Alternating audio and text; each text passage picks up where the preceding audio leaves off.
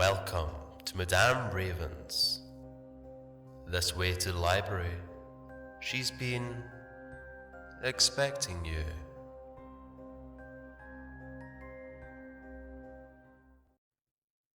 The Phantom Cat of Black Mountain, Australia, by Celaphias, 1985. The Statement of Alexander Rybnik, March 15th, 1937. It wasn't about fame or fortune. It wasn't about making history or to stand on the shoulders of giants. It was about knowledge and truth.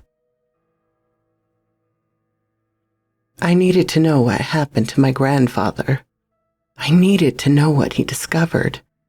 I needed to see what he saw with his own eyes and come to an understanding.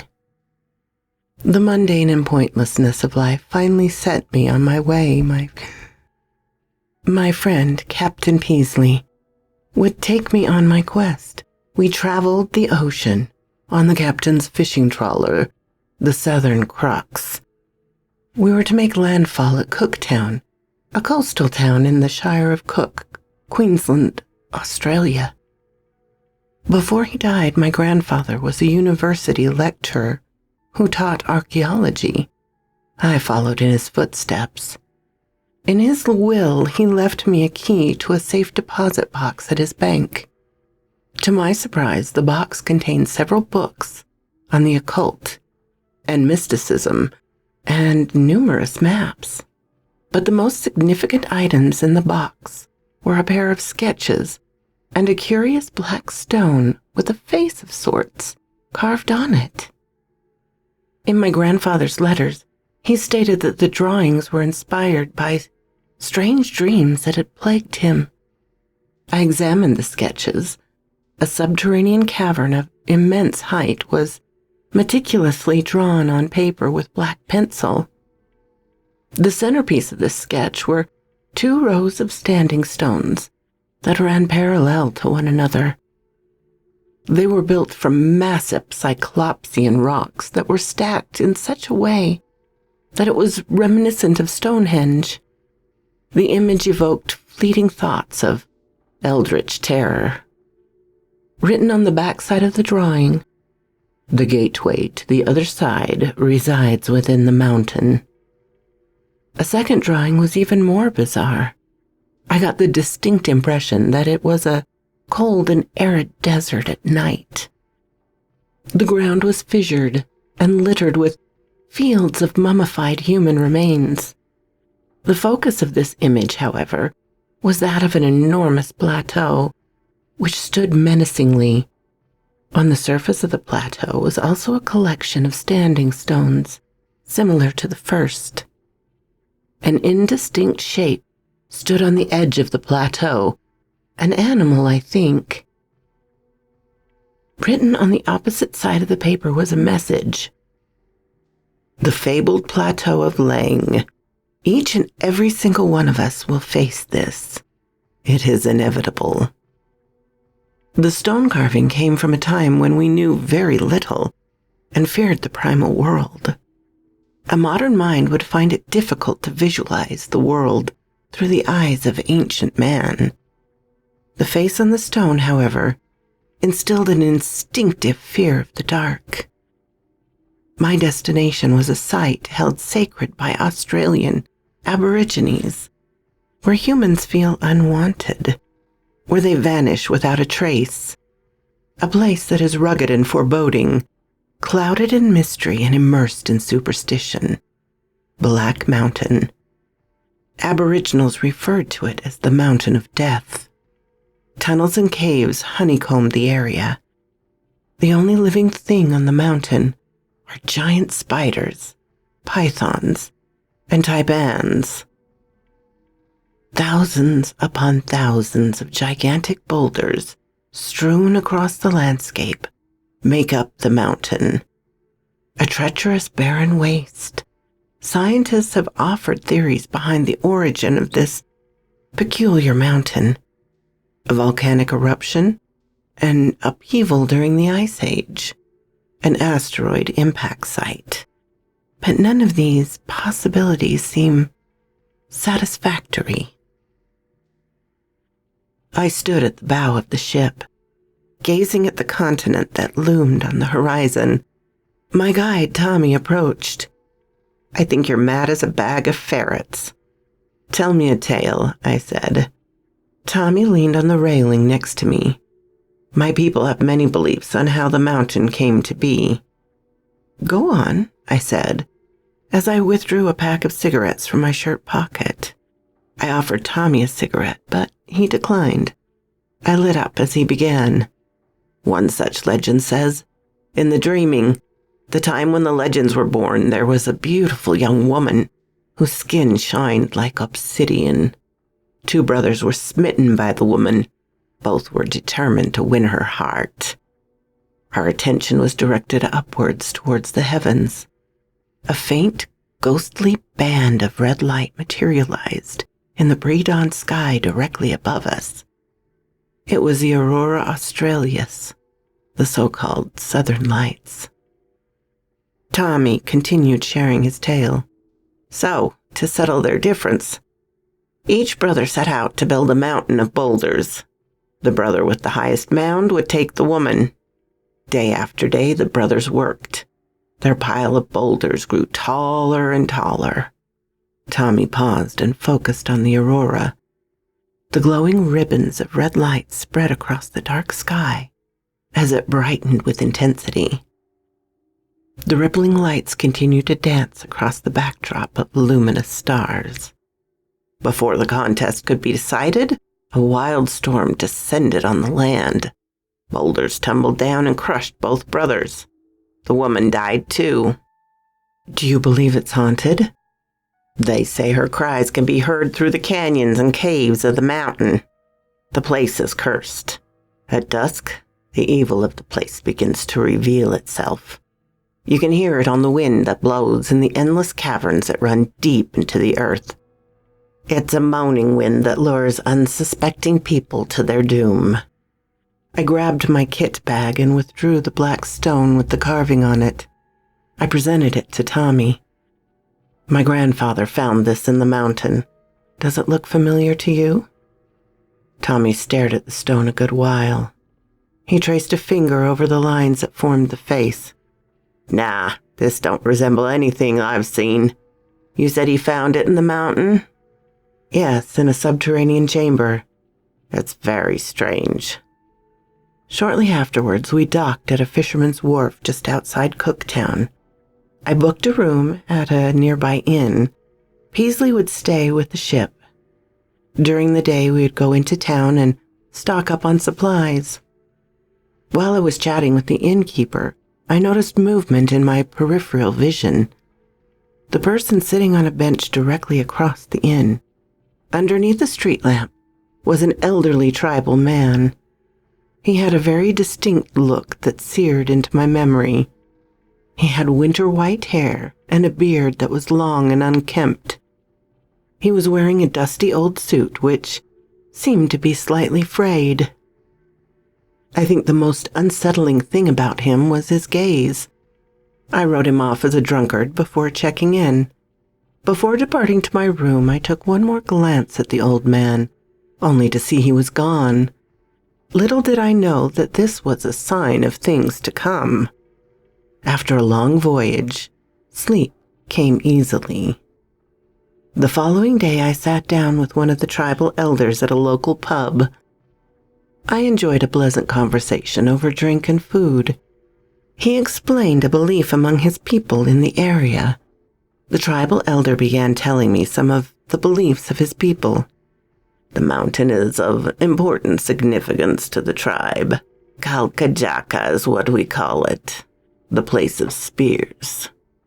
The tribal elder paused to take a sip of his drink. His eyes scanned the room. He seemed suspicious of something. "The mountain originated in the dream time, with an evil medicine man who convened with wicked spirits from beyond. A young chief confronted him about this and was murdered by the medicine man." He leaned in and lowered his voice. it didn't stop there. The cruel medicine man went on to devour the flesh of the chief and drink his blood. The tribe became aware of this and chased the man out with burning vengeance in their hearts. He fled into the mountain where he was then struck by a cleansing bolt of lightning. His body exploded and in turn charred the surrounding rocks. The tribal elder stopped again. I could see his eyes focused on someone behind me. He focused on me again and continued, "It is a place that demands respect, but the white man has often disregarded the legends. In 1877, a courier was horseback riding, searching for a stray calf, when he, the horse, and the calf all disappeared. Several years later, a constable was hot on the heels of a wanted man. He was tracking the criminal through the brush at the base of Black Mountain. They both seemingly vanished into thin air. Other trackers followed the trail to a cave entrance, but came up empty-handed. Despite the unrelenting heat, I could feel a chill course through my body, like someone walked over my grave. The tribal elder saw me shiver. A grim look formed on his face. The disappearances have occurred ever since. Nearby cattle ranchers and their herds have gone without a trace. Gold prospectors and cave explorers have all inexplicably disappeared into the ether. Human remains have been found in the vicinity of the mountain, their bodies cut to ribbons.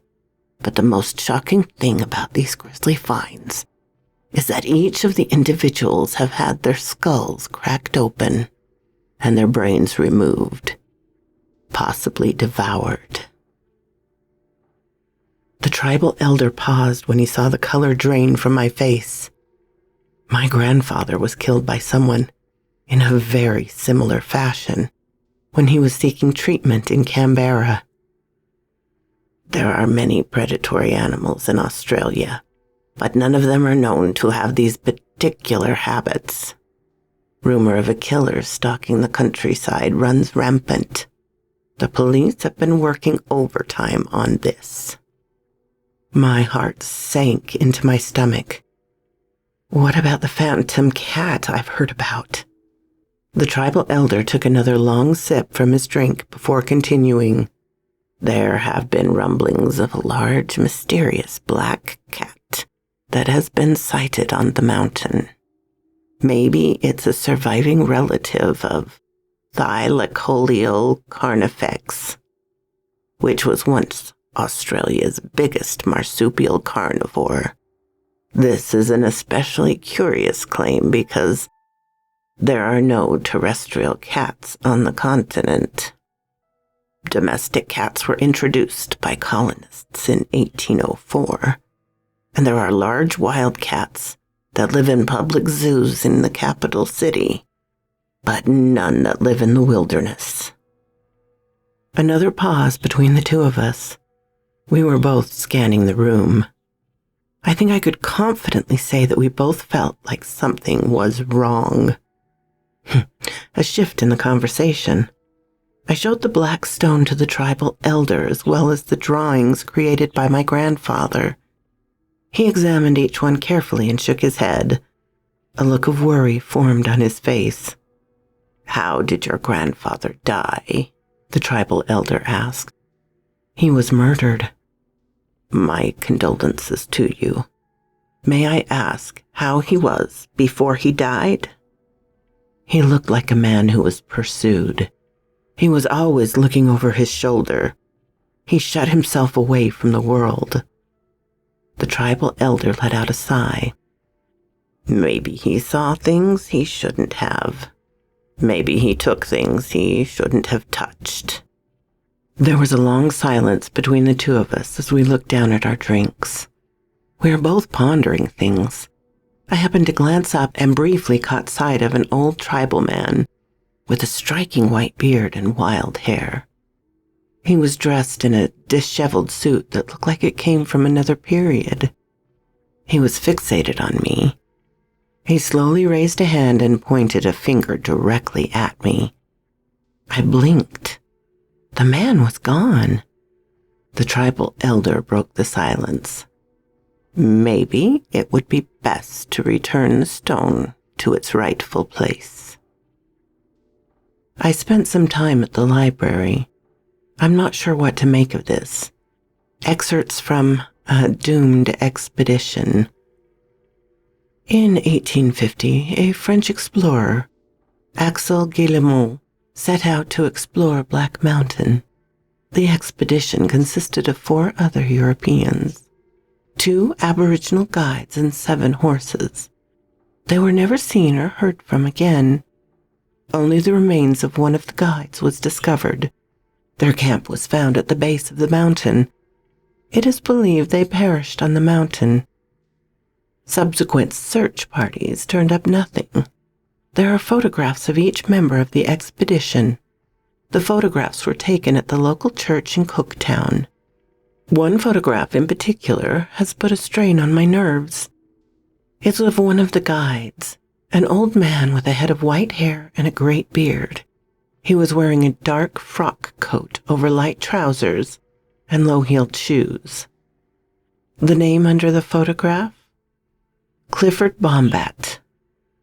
Not much is known of his youth, but his skill in tracking and knowledge of Aboriginal language suggested a traditional upbringing. His skills in horse riding and marksmanship indicated extensive contact with colonial culture. He was serving as native assistant in the police force at Cooktown, where his task was to assist in the tracking of escaped convicts who were wanted by authorities.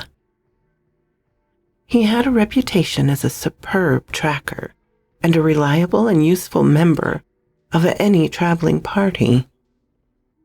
The mutilated remains of Clifford Bombat was discovered on the outskirts of their camp, possibly animal attack. The most significant wound was done to his head. The trek through the forest of eucalyptus leaves was long and arduous. A thick fog bank swallowed the landscape. It suffocated the environment in its omnipresence. The looming mountain was a ghostly silhouette in the thick white veil.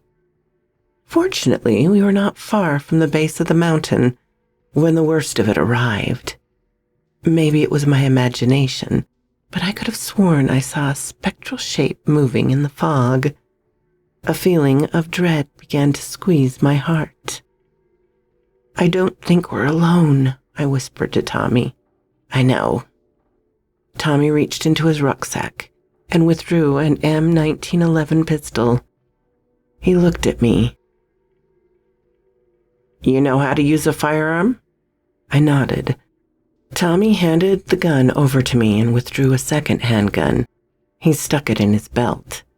"There are huge pythons that live in the mountains, big enough to swallow a full-grown kangaroo." Tommy and I set up camp in a small clearing surrounded by tall grass. We would wait for the fog to dissipate before moving on. In the meantime, we examined my grandfather's maps. It was unusually quiet. The surrounding area was completely mute, save for the sound of a gentle breeze. I could not help but feel eyes on both of us. In a dream, I was standing in a dark hallway at night. My grandfather's home in Poland. At the end of the hall was a door that was partially open. A dim orange light seeped through the minute openings. I approached the door with great trepidation in my heart. I summoned whatever courage I had and nudged the door again. A slow, painful creak sounded as the door gently swung open. It was my grandfather's study. A lone figure stood at the desk. It was my grandfather. A look of sorrow and regret was etched on his face. He reached into the desk and withdrew the black stone. He held it in a hand, extended his arm towards me. His lips were moving as though he were speaking, but no words came out. Something materialized behind my grandfather. An apparition. It was Clifford Bombett. His gaze was piercing my soul. Then something happened. His form began to change. He fell to the floor as a thrashing mass of shadows. A giant cat emerged from the dark. Its coat was inky black that refused to reflect any light. The beast was unlike any cat species I was familiar with. I could say its sleek body shape was similar to that of a cheetah, but its head was shaped like that of a jaguar with powerful jaws. I think its eyes were the worst. Both pupils were completely dilated. They were both ringed by luminescent irises that gave off white light. They reminded me of a solar eclipse at totality. It bared its teeth, revealing rows of sharp teeth that dripped with saliva. A low rumble growl sounded from its throat. Its jaws unhinged and something erupted from its maw. Serpent? Tentacle. It was a muscular appendage that extruded towards me. It was the cat's esophagus and stomach turned inside out. At the end of the gut sac was a bony lance of sorts. It punctured my skull and I collapsed to the floor. Several smaller tendrils emerged from the beast's throat and lashed out towards me. They entered the bleeding gash in my skull and began to pry it open. The room went black. I awoke to a late-night thunderstorm. I was gripping the stone with the face carved into it. It was tough scrambling up the mound of gigantic black boulders that formed Black Mountain. We had the benefit of my grandfather's maps that showed us the path to take. He was very meticulous about detailing the location. The cave entrance was on the summit of the mountain. In order to access it, we had to get down on our bellies and push all the air out of our lungs in order to squeeze through a narrow gap. Once we got through the squeeze, we were able to stand upright. Next was a downward sloping tunnel. The sunlight lessened in here, so we readied our electric torches. The further we traversed the tunnel, the darker it became. At the end of passage was a drop straight down. Tommy grabbed climbing ropes from his rucksack and secured them, which would allow us to climb down the shaft. Then it happened. Heavy footfalls sounded behind us. A black silhouette knocked Tommy face first against the cavern wall. In the light from my electric torch, a massive feline was revealed. It swiped its claws at me just inches from my midsection. I could see pure animal rage in its eyes. I let out an ear-deafening roar that rippled through the passage. It was the phantom cat from my dream. But this was no dream. This was real. In a desperate panic, I withdrew the pistol from my kit bag and fired several times at the beast. The tunnel lit up from each shot. The deafening rounds punctured holes into its hide. The cat didn't even flinch. A guttural rumbling came from deep within its throat. The cat opened its mouth, showing off rows of razor-sharp teeth. A muscular and flexible protuberance emerged from its throat, just like in my dream. It was the animal's stomach and esophagus turned inside out and repurposed into a tentacle of sorts. A bony claw protruded from the very tip of the tentacle. The tentacle reeled back like a snake getting ready to strike. It lunged towards me and struck the ground just inches from my feet. It did this several times, forcing me backward each time. I kept backing up in complete and utter terror until I found myself falling. Darkness. When I came to, I found myself at the bottom of the shaft. I was in a state of shock, agony, despair, horror. I detected movement coming from above me. I grabbed my electric torch, which survived the fall, and shined it upwards. A face was bearing down at me. My grandfather! I cried out. I painfully retreated into the dark passage behind me. My heart noisily beat against my ribcage. My lungs felt like there were fire on them. I came to a complete stop at the end of the passage. My mind was trying to process everything that happened. Primordial masonry stood in front of me, a wall composed of Cyclopean stones. Perhaps it was a structure built by the ancients. It had to be. Oddly enough, a single block was missing. It was a way through. I squeezed my way through, silently praying that the whole thing would not collapse on me. I clumsily emerged into a chamber beyond the Cyclopean wall. Spikes of pain shot through my back, reminding me of my great fall. I gasped in pain. My gasp had drawn the attention of something big, something hungry. The sound of something dragging through the loose rocks on the chamber floor. A massive creature slithered towards me. A cylindrical, limbless body moved into my light. Glistening scales, an arrow-shaped head, 2 yellow eyes fixed on me, a large fanged mouth. A giant python was moving towards me with predatory intent. I raised the pistol and fired twice into its head, putting it down instantly. The recoil of the pistol started making my hands feel numb.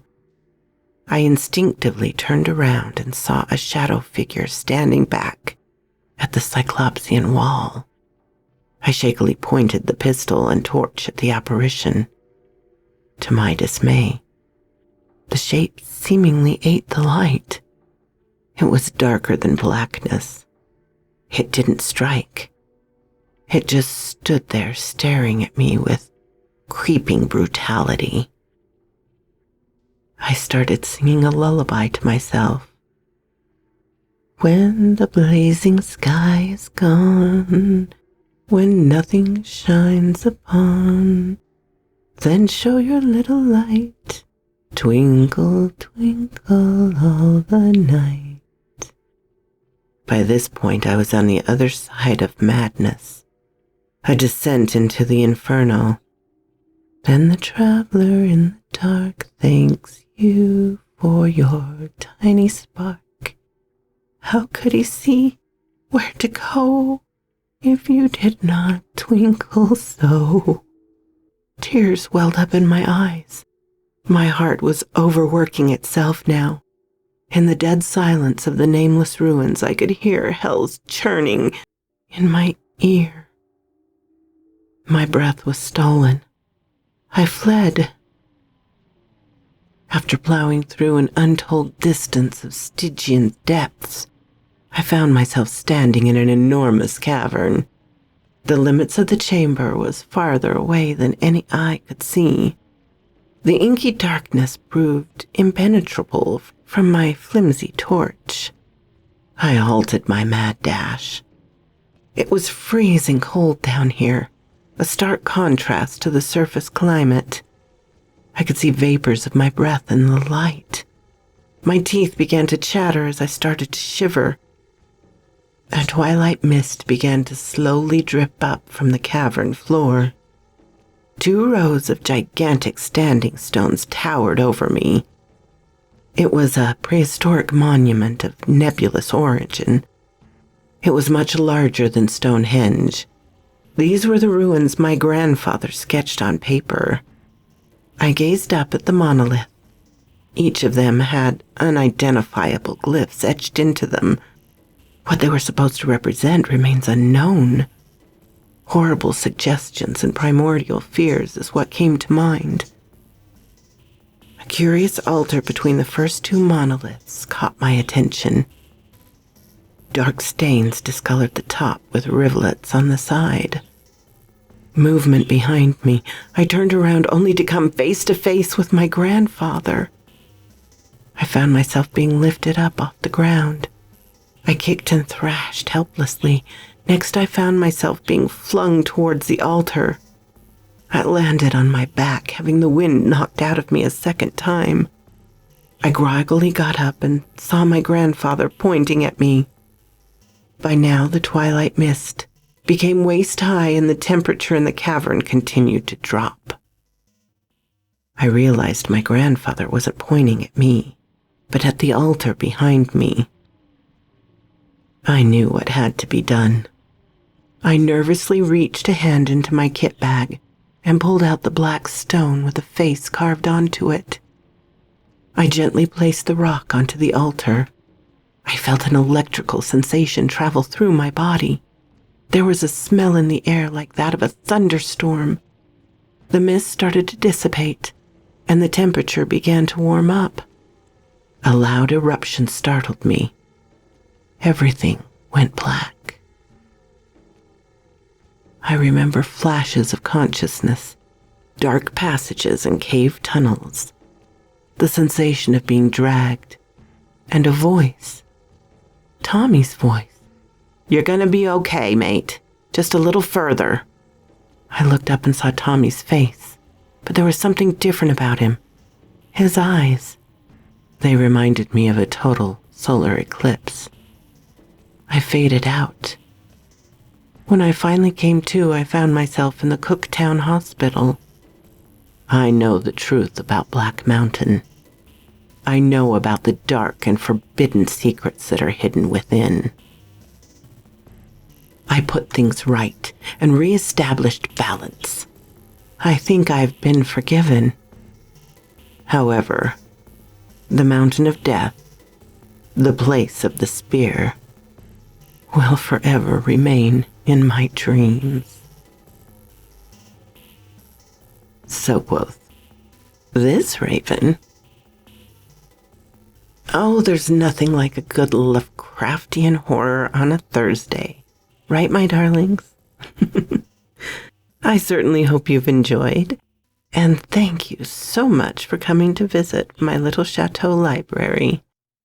With special thanks to my Patreon supporters, Ermin, Darren and Jennifer, Laura, and Charlotte Emerson.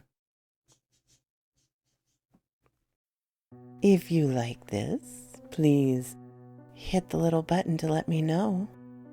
If you didn't, hit the little button to let me know. Leave a comment. I'm always glad to talk with you, my darlings.